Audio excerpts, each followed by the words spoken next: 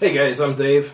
And I'm Len. And today we're going to talk about the legacy of glider troops. Gliders were mostly known for their exploits in World War II. Len knows quite a bit about it. I mean, I've read about the basic battles and stuff, and one thing with like miniature games, a type of terrain you have when there's you're worried about glider troops is you can set up poles in the middle of fields and stuff, so if any gliders try to land, they'll be destroyed during the landing.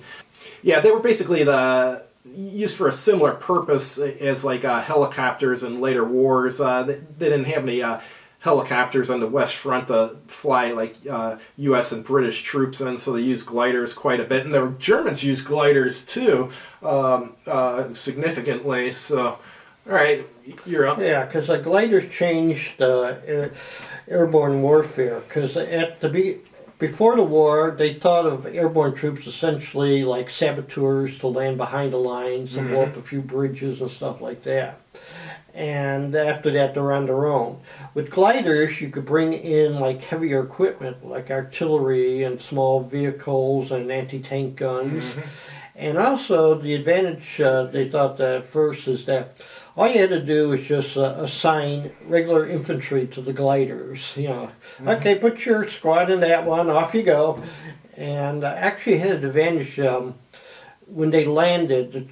Well, after they kicked down the doors or smashed down the walls, the squad was all assembled.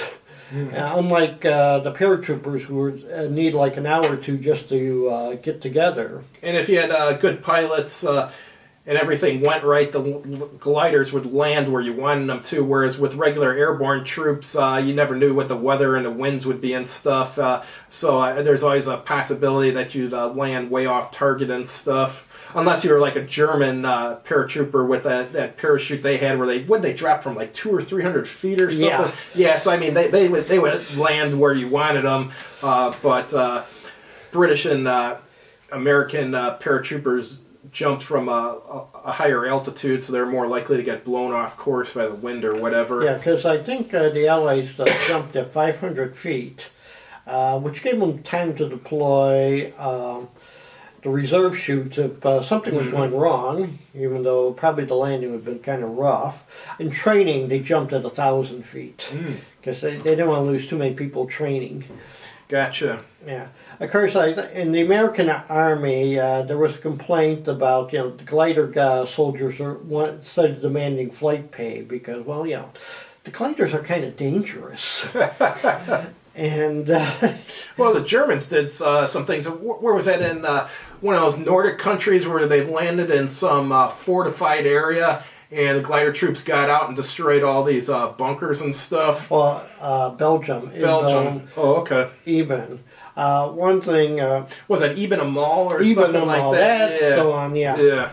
Yeah. I always had an image as the Belgian guards are looking up, they see these gliders coming in very silently, and they're scratching their heads and what is that? They may have not even known that was enemy gliders. They could have thought it was their own, because there hadn't been any battling near that area. So, yeah.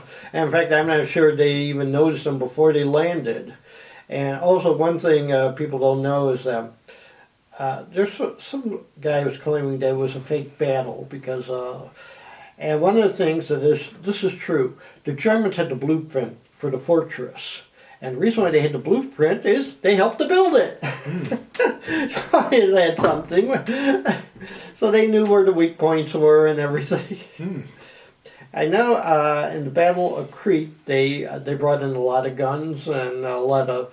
I think the thing that saved them is they had the first airport they landed in, they were about to be pushed off by the British.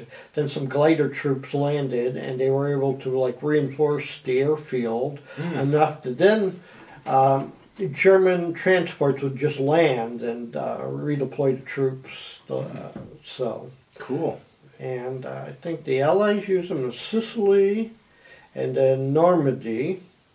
Even though in Normandy, if I remember correctly, they didn't use the gliders until the next morning. The paratroopers landed in the evening on June 5th and 6th, and then during the daytime they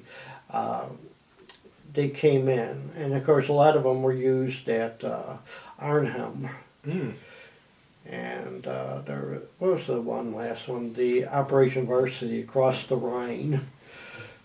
Yeah, because one thing after World War II, helicopters would replace them because the helicopters had an advantage. After you drop them off, and feel like redeploying them or pulling them out, there you go. Because I think the first helicopter regiment was one of the old glider guys. So interesting. So here's the big question. So glider lands, guys get out, do their bidding. You got a glider pilot in there. So was that glider pilot just an infantryman who was trained to be a glider pilot, or you know what I mean? What was the story? I don't know how it is with the Germans. With the Americans, the pilot was supposed to get back to headquarters so he'd be redeployed because they had a problem getting enough pilots. Oh, okay, gotcha. And with the British, they were considered soldiers, and they would land. They'd be fighting with the guys they landed. So theoretically, if you were a U.S. glider pilot and on D-Day or the day after or whatever it was, you landed your glider and you went back to headquarters, that may have been the only day of combat you had throughout the whole war. Then, if you're just put into reserve, then to fly more gliders in the future. Yeah, because they wanted the Americans wanted the glider pilots out.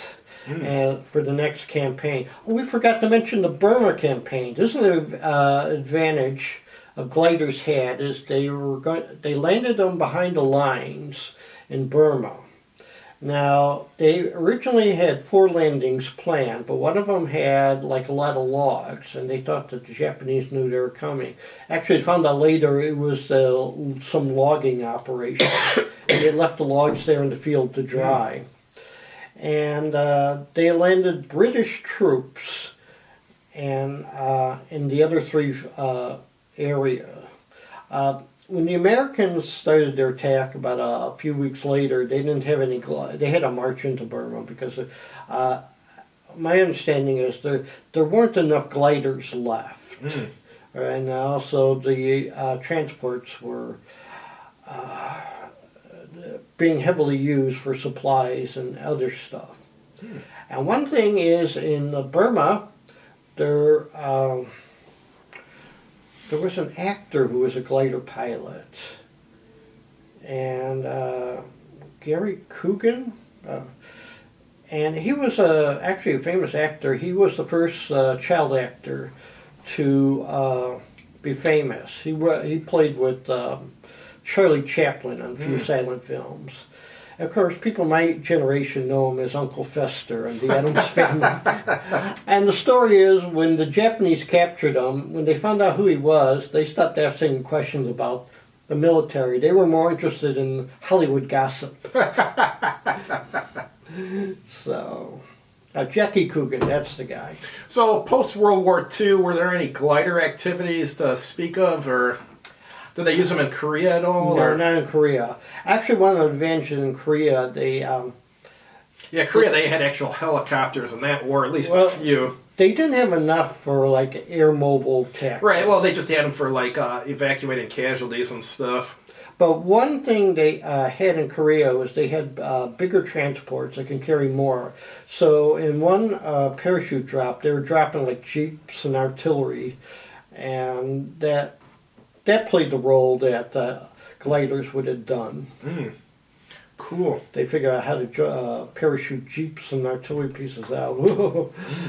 Because there was one drop in Korea that I think within 2 hours they deployed like a whole brigade with all the heavy equipment.